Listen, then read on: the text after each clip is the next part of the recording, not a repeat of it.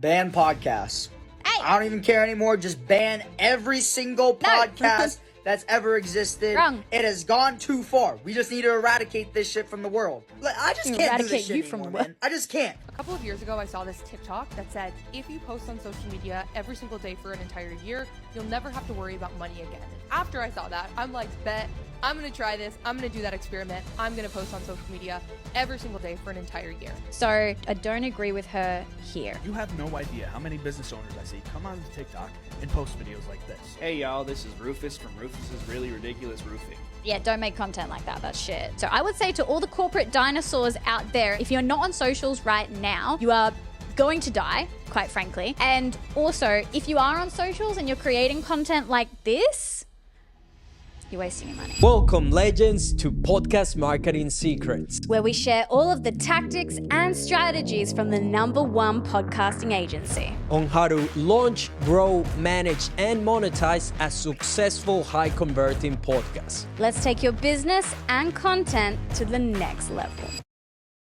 There's a lot of bullshit out there about social media, podcasting, content in general. So today we're going to be reacting to some of it and giving our expert take on whether they're right or whether they're wrong. Is it just me, but has anyone else noticed that brands on TikTok are literally just having fun? Brands like Remy by Riley, Jazz Handmade are so successful on TikTok because they're not trying to sell you anything. Instead, they're jumping on trends, reviewing restaurants, and just showing you the personalities behind the brand. There is something to be said there about the quality of views that you're going to receive from that style of content. If you're just jumping on trends continuously and making that kind of content, it's going to resonate with maybe more people, potentially. There's the viral potential there.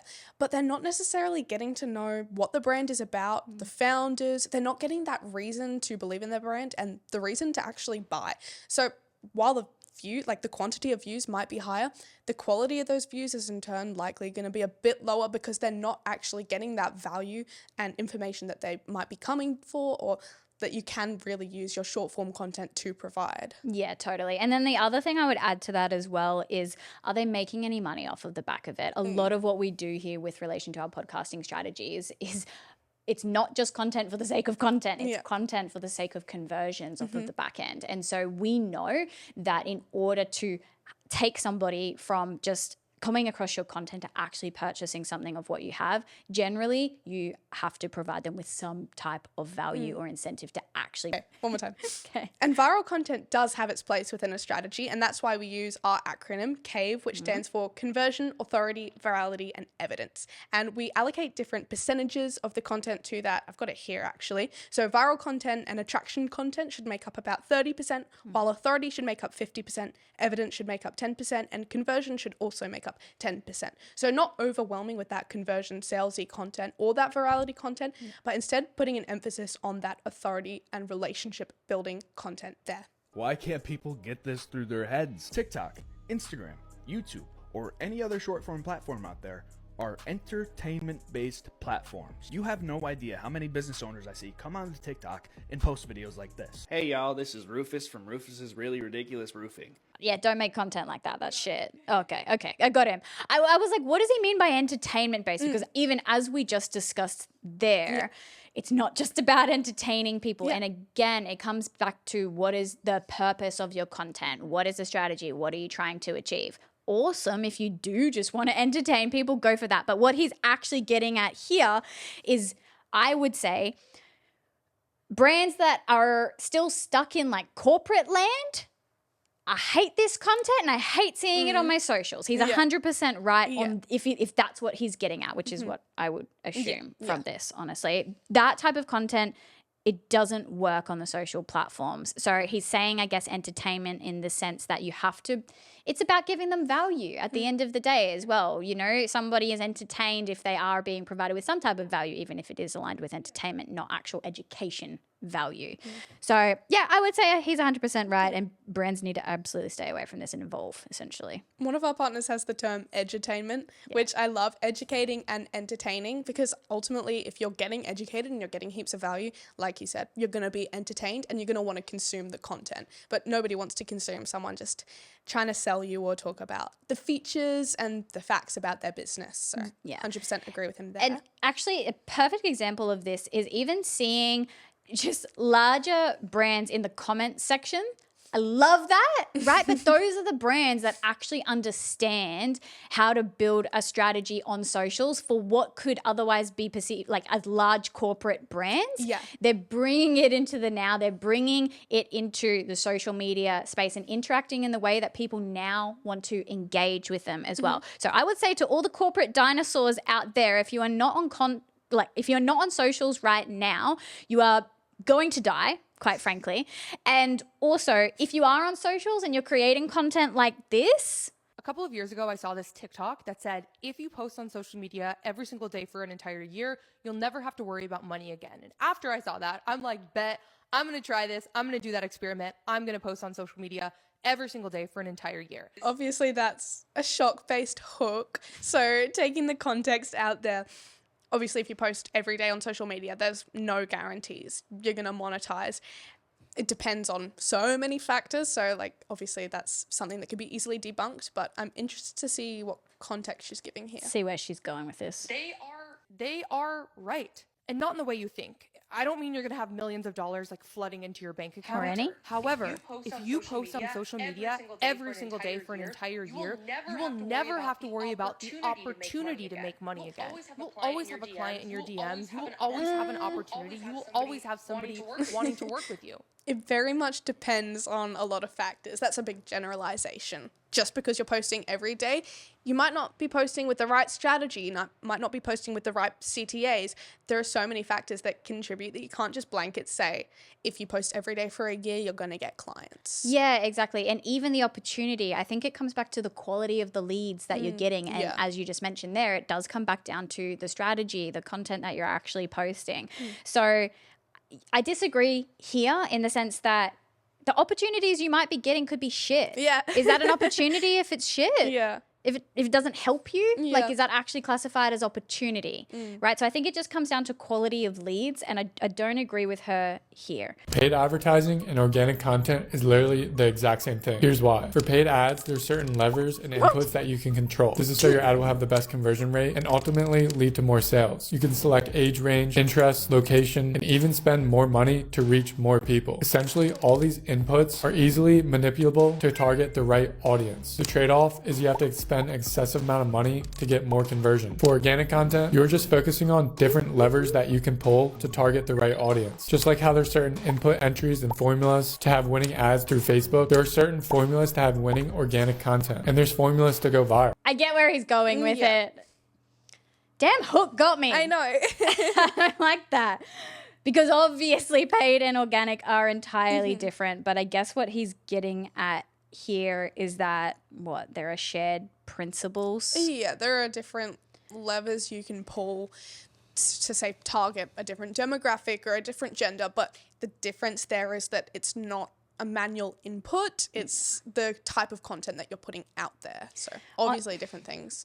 I feel like what he's saying though is a stretch. It's a total stretch. Like paid and organic, that fundamentally, foundationally are entirely different strategies. Like, I get why he said it. Ban podcasts. Hey! I don't even care anymore. Just ban every single podcast that's ever existed. Wrong. It has gone too far. We just need to eradicate this shit from the world. Like, I just can't do this shit anymore, man. I just can't. Because every single podcast that I've seen so far all fall into the exact same three categories. And every single category are utter piles of dog shit. Like, the first pile are those red pill podcasts where all that these motherfuckers talk about are these toxic, sexist, racist, homophobic ideologies that just make a more toxic society. And then the second one are those shitty ass, like, comedy podcasts that aren't even funny. And the third one are the ones where they are the fringe celebrities that are like D-list actors that decide to make a podcast to just get some money. Like, it's just so obvious. But the thing is, they're not going to get any money. You know, funnily enough, this guy could be a great podcast. Plot twist. The anti-podcast podcast. Plot twist, he uses this to start his own podcast. I would watch. He's absolutely right, though, with the D-list celebrities. I think people have a big misconception around podcasting and what they can achieve with it as well. And so I see a lot of people that have gone on, I don't know, TV or whatever kind of spots they've been on, and then they're building an audience on their socials, and then they're choosing to do a podcast with that. Honestly, I see so many of them actually fail though, because ultimately they believe it's something that they're going to get some type of return on. However, they have no strategy. They're just having a gossip, having a chat, which, is entertaining for some, for their audience. But ultimately, they're going to eventually stop pouring money into that because they don't actually know how to monetize it. Podcasting doesn't make you money without a back-end offer. Yeah. It's that simple. Yeah. Chris Williamson told us that. Yeah. So I tend to trust him. He's a big dog in the space. So, no, but you're 100% right. And yeah, ultimately, he's absolutely right. There are a lot of podcasts that are in the space that are not helpful. And yeah, I agree with him. Don't start a podcast unless you've got some value to offer to the world.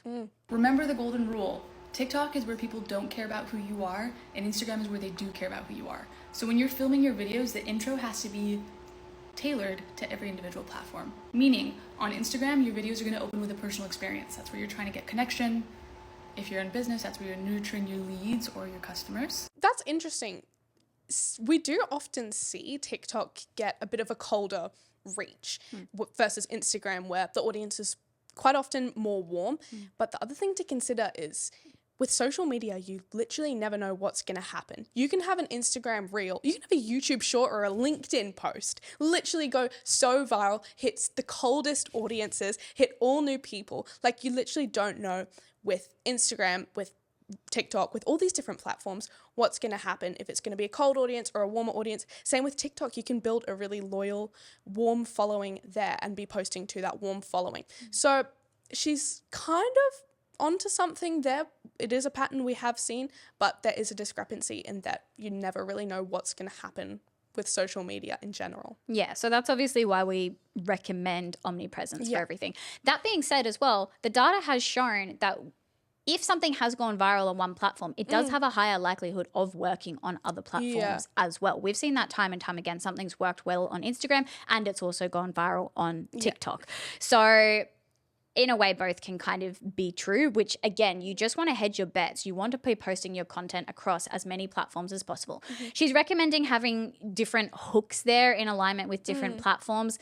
And again, yes, some of the content on TikTok can often be, you know, way more raw than what you might see on Instagram there. But ultimately, if you're time poor, you're just better off repurposing the same piece of content and getting it out across the other platforms, because data has shown us that that can still work. And really, you just need to put it out there. So 100%. Yeah, I get where she's going with this, but it's not necessarily true. The other thing to keep in mind as well, if I was going to get technical with it, which is just that the way that the algorithms work as well. So she's basically saying TikTok is cold. I just used an example in our previous episode that we had mentioning of a client's Instagram reels that 70% of their viewership was going to non-followers. That's cold audience as well, okay? And then as well, Instagram has brought in trial reels. And so if you want to target completely cold, you can do that.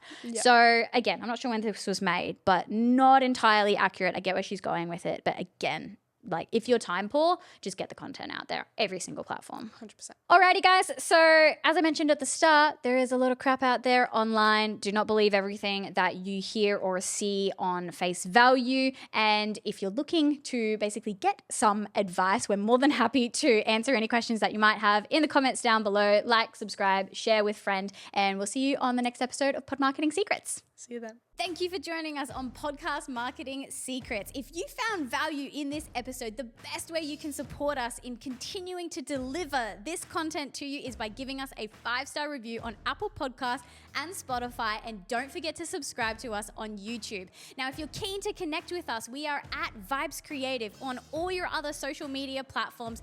Please send us your questions, engage with us, let us know what you want to hear about next on the podcast, and we'll be sure to create content around that. And if you're interested in partnering with us for the highest level of support for you to be able to launch, grow, manage, and monetize a successful podcast for your business or your personal brand, we offer different levels of support, starting from our services, one-on-one coaching, as well as our completely done-for-you system. So if you're interested in finding out more, book a call with our team down in the description below.